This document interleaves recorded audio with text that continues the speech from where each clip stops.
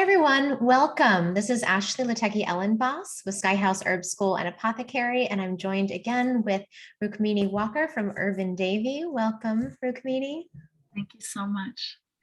So today we are going to be, this is our third talk as part of the Heart of the Sacred Feminine series, where we're really taking a deep dive into Bhakti Yoga and exploring things from a more feminine perspective. So I'm excited to talk about, today we'll be talking about intimacy, the dance of intimacy within this tradition. But to start with, we'll do some prayers just to call in some blessings into the space. So Rukmini, Prabhu, would you open us with some prayers, please? Very happy to do that.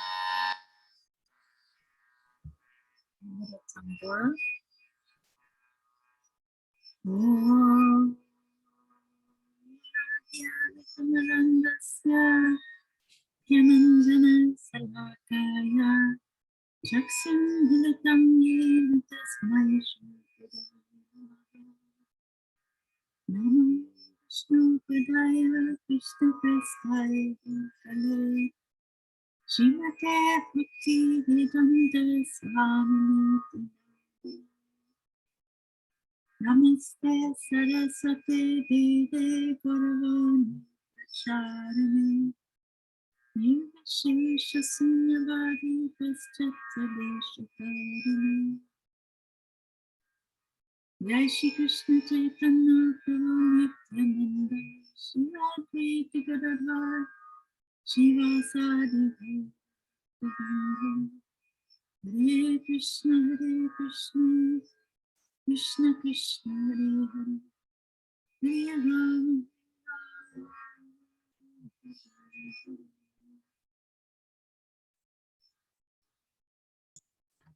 Thank you so much. So today we are going to explore the dance of intimacy and this divine relationship between the masculine and the feminine aspects of God. This really does build on what we talked about in the first two talks. So for those of you who haven't had a chance to listen, just please bookmark and go back and watch those first two talks from this series, and that might give you more context. But if you're already here, you can just continue listening on, and I'm sure most of it will hit you right where it needs to. Mm-hmm. So for today, this idea of the dance of intimacy. And, in the tradition of Bhakti Yoga, there's two central figures that really help us explore and give, dimension to this idea of the intimate dance. And these are Radha, the feminine, and Krishna, the masculine. And so, maybe you could start off by telling us about who are these figures and what makes them so central in uncovering this mystic dance. Thank you very much. Love the question.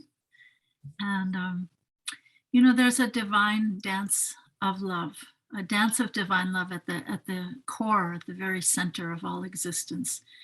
It's a love affair between the original supreme masculine person, Sri Krishna, and Sri Radha, the original divine feminine goddess.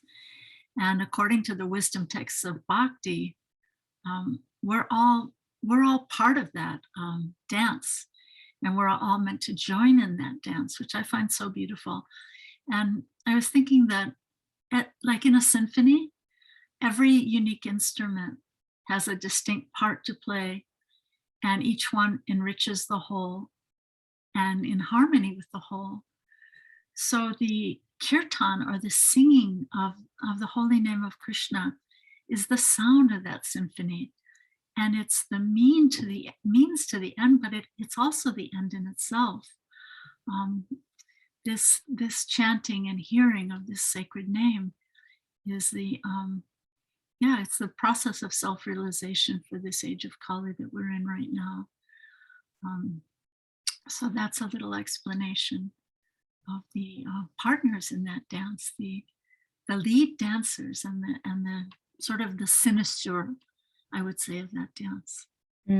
I love that. Yeah, there's something There's something so beautiful about these two figures, especially in some of the iconic art. It's just really hard to not be moved. I remember when I was 18, I was living in North Carolina in Asheville, this little mountain town, and it's actually not so little anymore. But when I lived there, it was quite small, and there was a little shop that had all these little Indian, jewelry and clothing, and there was this picture of Radha and Krishna on a swing. And I just remember, like, who are these people? They're beautiful, and they are clearly so in love. And just that spark between them was so present in that image. And it wasn't until years later I knew who they even were, but that image really was seared into my mind from the moment I saw it. So I love. Yeah, I love this. I love the way you describe it as a symphony, and how beautiful that we can play along, because it doesn't have to be this this very impersonal thing that we have to understand. It's actually something that we can experience through chanting and singing, which is quite amazing. Yeah, and I love that idea of a symphony, because each instrument has a distinct and unique voice. And without your unique voice, without my unique voice, and the unique voices of every living being, it's not as complete. So, those supreme dancers, they're longing for us to join them in that dance. And they feel a little bit less that we're holding out and not joining. It's so funny you tell me that story you mentioned, that when you first saw that picture, you reminded me of something. When I first saw a picture of Radha and Krishna, it was a beautiful the Congress School of paintings from Rajasthan. I don't know if you've ever seen them, but they're very simple. And I had this distinct impression that I wanted to just put my feet in the picture. I wanted to, do your kids ever do that they want to climb into a picture? But I had this distinct, very childlike feeling that I wanted to climb in. So I think that's sort of intrinsic to who we are, that we're meant to climb in. We're meant to be dancing in that actual dance, that divine dance of intimacy, as you say, and dance of love. Yeah. Yeah. So let's talk about this a little bit more as a metaphor for life. How is this dance of intimacy something that can go beyond just the physical dancing or the act of chanting and kirtan? How does this play out in a bigger way in our lives? Yes, this dance is the most intimate and celebrated pastime, called the Rasa Dance. It's a circle dance, and they're inviting each one of us, all living beings, to join them in this dancing pastime of love. And, I often think love is round, and it keeps going round, and no one gets stuck in a corner somewhere. It just keeps going round. And then, to me, when all living beings feel called and invited and welcomed to join, then to me, it's a very powerful metaphor for community. Honoring our differences, honoring unity and diversity. It's a joy, it's a dance, and it's a celebration that we can begin in our own lives right now. It's interesting. My grandkids go to a Quaker school, and they taught me this song from the Shakers that's really reminding me. I almost feel that those Shakers from the 1900s, that they were having some inkling of this dance. So I want to sing this little chorus of, I don't know if any of you have heard this before. Ashley, you've heard it, but it goes something like this. Dance then, wherever you may be. I am the Lord of the dance, said he. I'll lead you all wherever you may be, and I'll lead you all in the dance, said he. That's the chorus. So sweet. So sweet.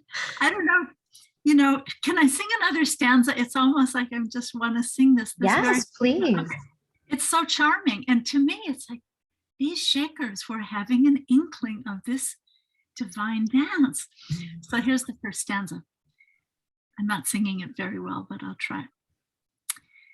I danced in the morning when the world was begun, and I danced in the moon and the stars and the sun. And I came down from heaven and I danced on the earth. And then they say, at Bethlehem I had my birth, but I'll change it. At Sri Vrndavan I had my birth. But both are good. Yes. Oh gosh. And there's something too, I think, about the childlike wonder in our spirituality. If we can keep that spark alive and dance like children, my girls, they're 3 and 6, they, we put on music and they just dance with just full body and all the emotions. And they, there's just something there's so much freedom in their little bodies and hearts, that it's just such a joy to watch. And so to hear that song and to think about that, for our own spiritual lives, like how do we remember that so that we can dance with such freedom and love and curiosity? Yes, and invite everyone in. But Yeah. there are no, there are no corners.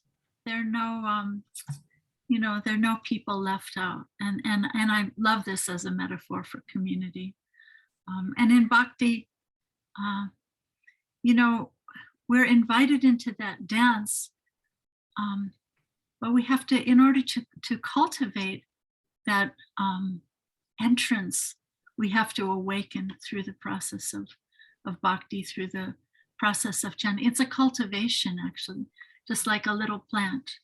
We have to cultivate that and awaken that spiritual identity, that individual eternal self. It's actually a spiritual body that we're awakening to join in that dance, to dance in that dance. We join in our spiritual selves beyond this world. Yeah, let's talk about that, because that's something that you've taught me. I never really understood this until I started really studying with you, is this distinction between the material and the spiritual, and these different bodies, and how when we approach these images of Krishna and Radha and their intimate dances, and when we approach the stories that we hear, that it's a very different way of hearing and conceiving of these if we're doing it from the material mind or material body or our spiritual body. So could you share a little bit more about that? Yeah, this this cultivation of the practice of bhakti, this process of chanting, process of hearing.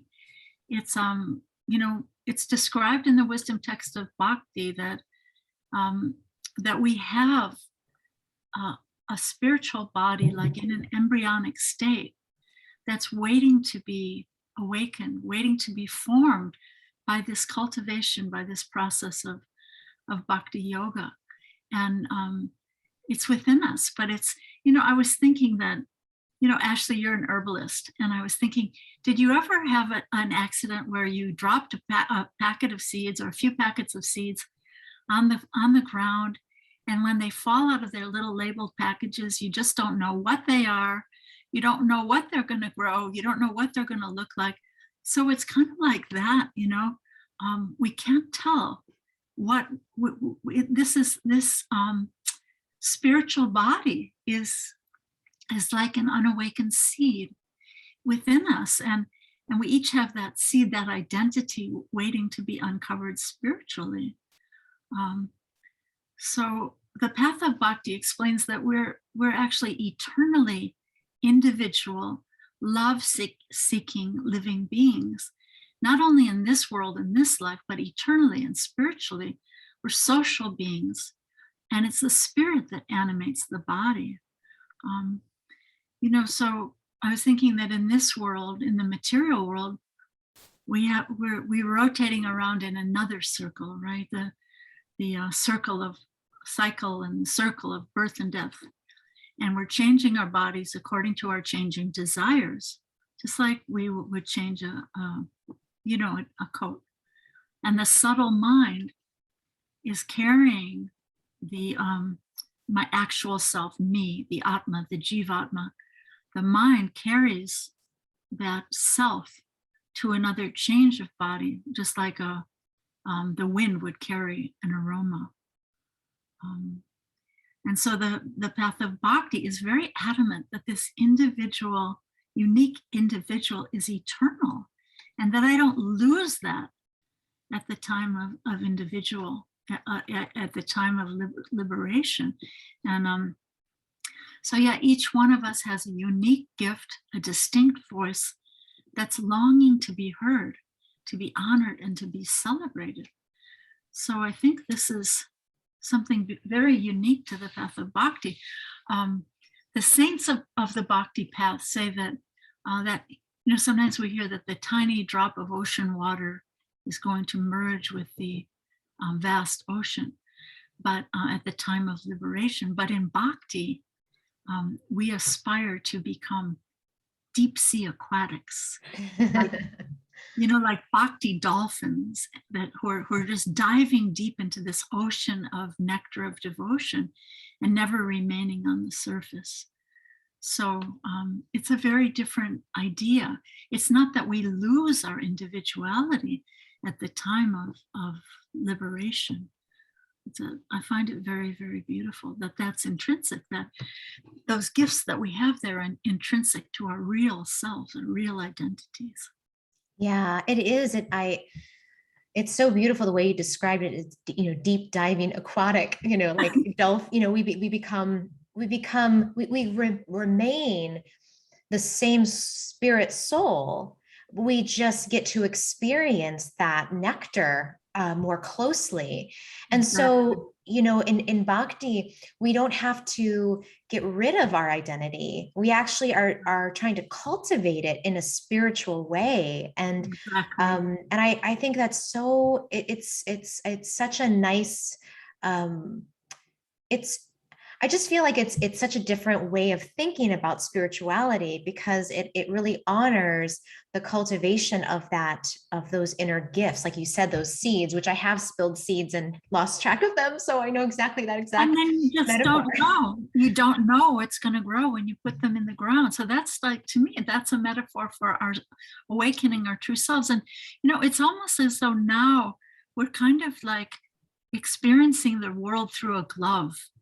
Whereas when we uncover that spiritual identity, it's like we won't be negating our senses or our, individuality, but it will all become so much more awakened. So it's a very, very beautiful thing, I think, this path of bhakti. Yeah. And so what are the things that we do then? Like, how do we remove that glove, that covering? This is like this daily cultivation, just like when you're watering a seed, when you're growing that unknown seed, there's that daily sun and daily good earth and daily rain and daily watering. So this daily practice of bhakti is sharpening the awakening. It's actually awakening that true intrinsic self, so that I can know who I am in my real eternal spiritual body, actually, and relationship to that divine whole, my part in that dance, my unique voice in that symphony. Yeah, and I feel like when we honor the uniqueness of these seeds, and like you said, like, we don't know exactly what they're going to turn into, but we know if we keep watering them with the right things, the right company, the right thoughts, we're taking in the right, spiritual impressions, all of that will help us to stay in the spiritual body more.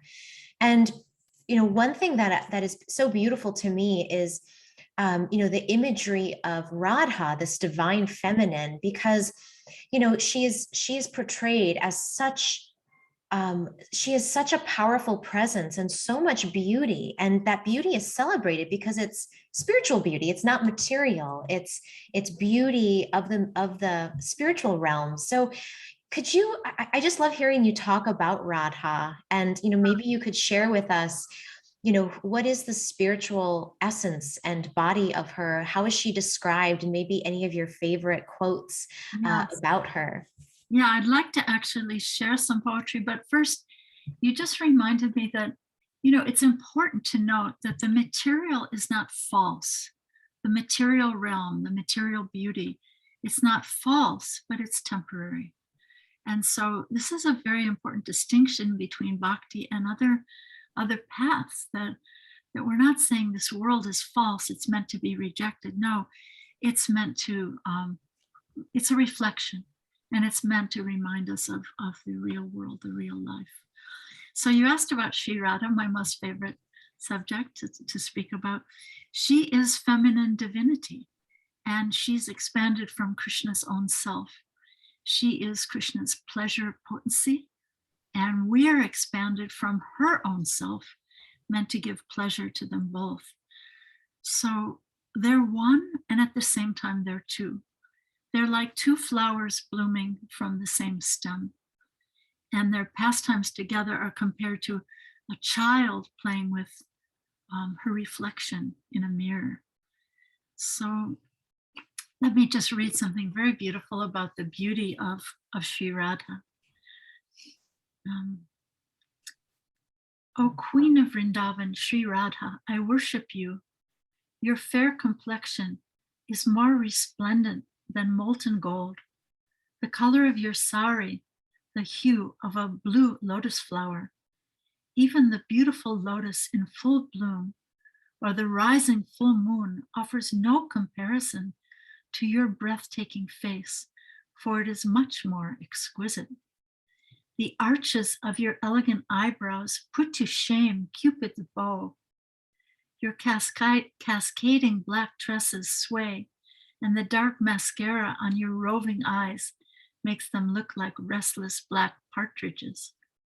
Your fine nose is decorated by a ring studded with the noblest pearl, and your lips are more charming than bright red tulips.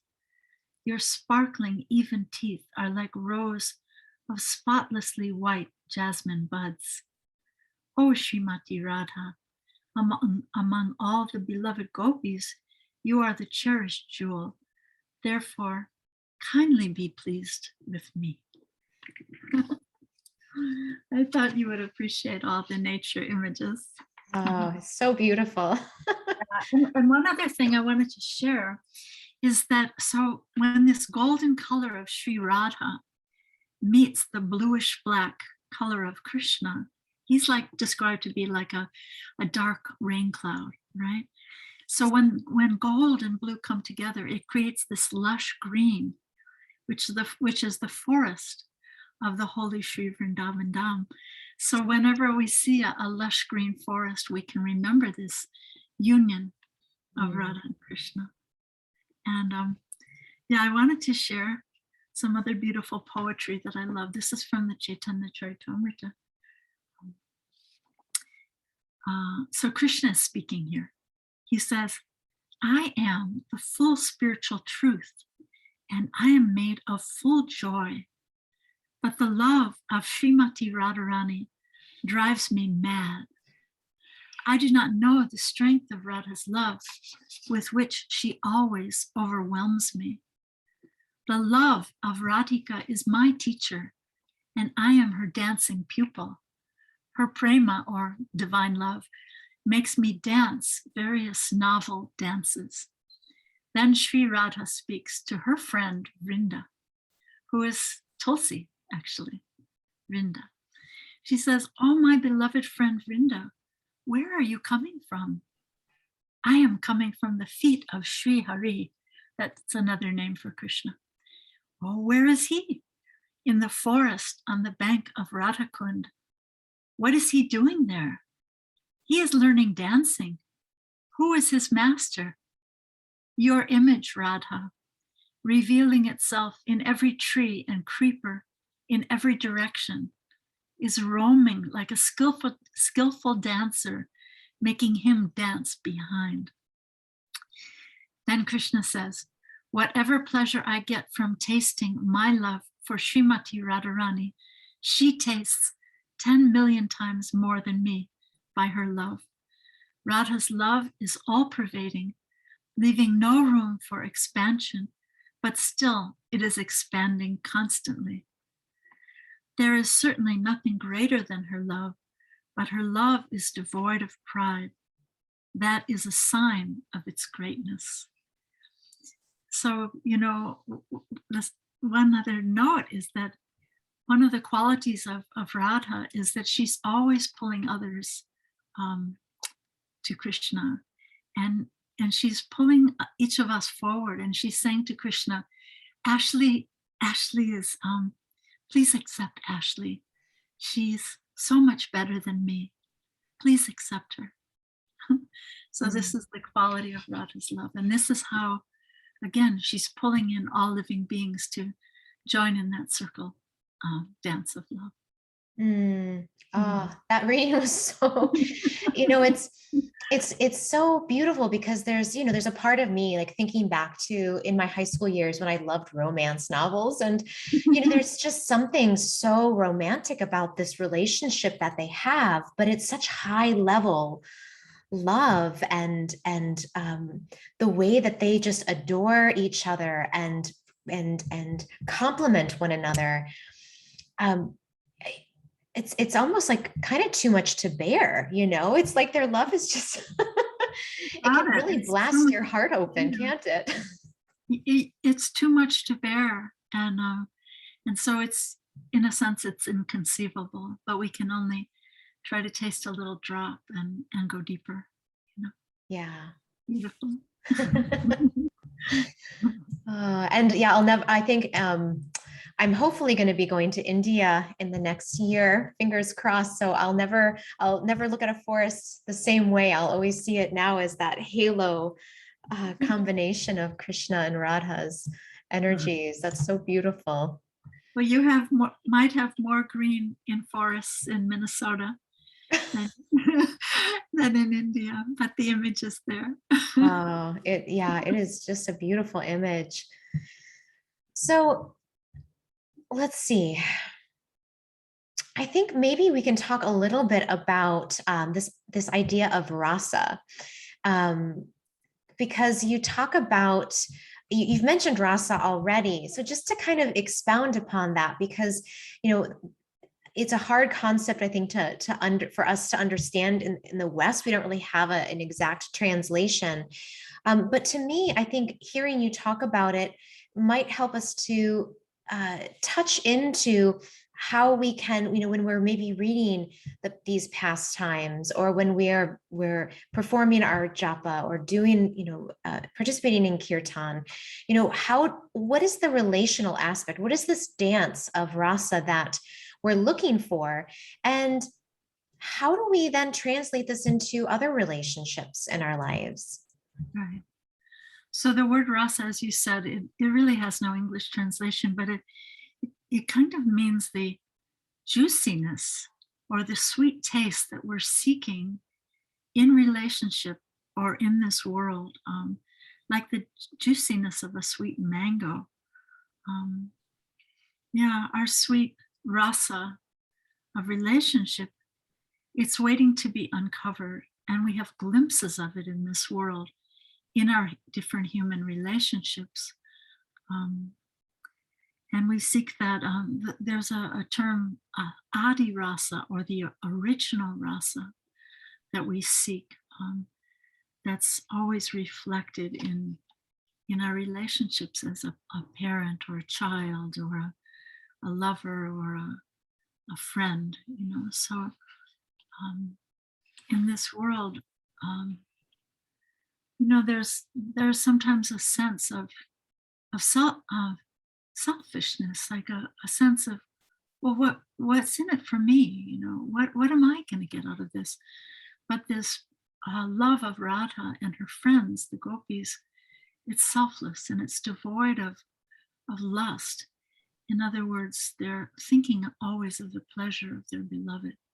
So when we come into this world, there's that, I mentioned this word pinpricks. You wanted to ask me about this. They're like inebrities in our love. So this idea of the pinpricks of this world that we experience when our love is unfulfilled, or expectations for pleasure are disappointed. So I just wanted to explain that according to the wisdom of bhakti, our thirst or our desire for love is infinite. And in this world, the objects of our love are finite. So therefore we experience this unrequited love. We read that in poetry, we hear it in music, and we experience it around us in our lives. In this world, the darling child grows up, the beloved parent or grandparent passes on, or in a loving marriage, a loving marriage ends when one partner, when with the loss of one partner, or sometimes the parting of ways in divorce. So one great poet explains that in a desert, a few drops of water will not quench someone's deep thirst. So there is love in this world, but for the mystics of all the world's traditions, that love just does not suffice to quench that fathomless thirst for infinite love.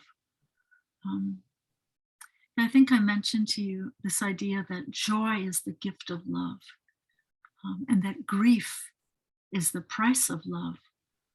But that grief that we experience when our love is lost in this world can also propel us toward inquiry. Like why? What's going on here?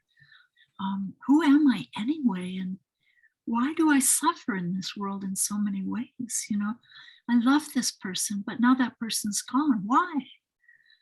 So these pinpricks or sufferings are, they can bring us to a profound place of longing for everything that's beyond this world of finite love. It can be an impetus to further our spiritual inquiry and our progress, and to help us take the next step on our journeys. And perhaps that's their purpose in this world, to wake us up, right? Like, why? Why this suffering? Who am I to be suffering? And what is the name? Is there something beyond this suffering? So I think it's an important like propellant. I have a very wise sister friend who has had a very difficult life, and she says that the underbelly of suffering is grace. So to me, that's very deep. Yeah, and I love hearing about the pinpricks, because I feel like sometimes we think, well, if I'm just spiritual enough, then I won't be unhappy anymore. And the material world, everything, I'll manifest everything perfectly. And it's so refreshing to hear that these pinpricks are the grace, and that they are the impetus, and that, that's really part of the journey, isn't it?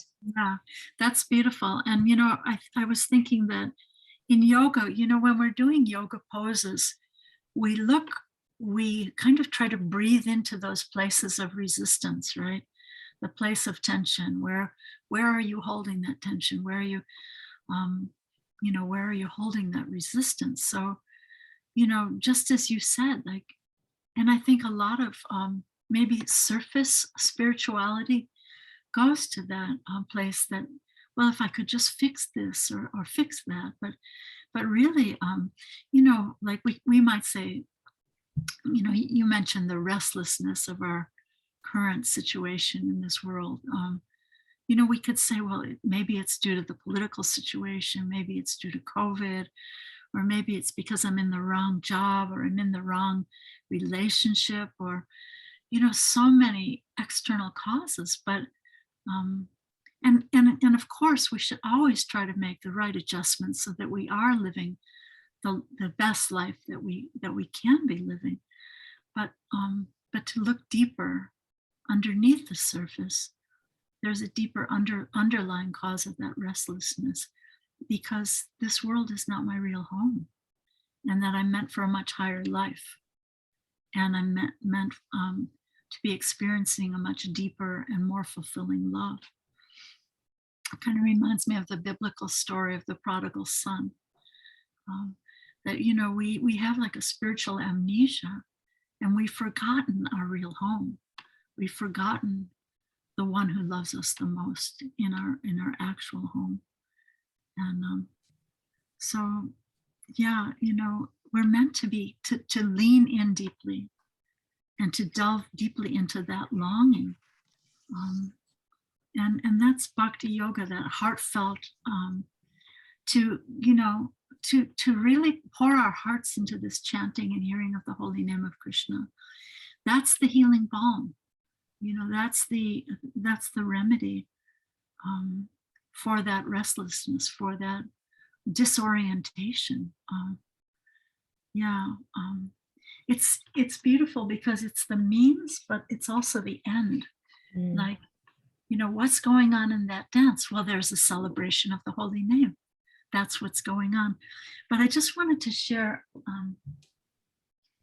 another beautiful poem that kind of speaks to this. Let me see here. Okay. So the poet is calling out to his tongue. Oh, my tongue, you are overwhelmed with the desire for tasting material enjoyment, but please hear my instructions.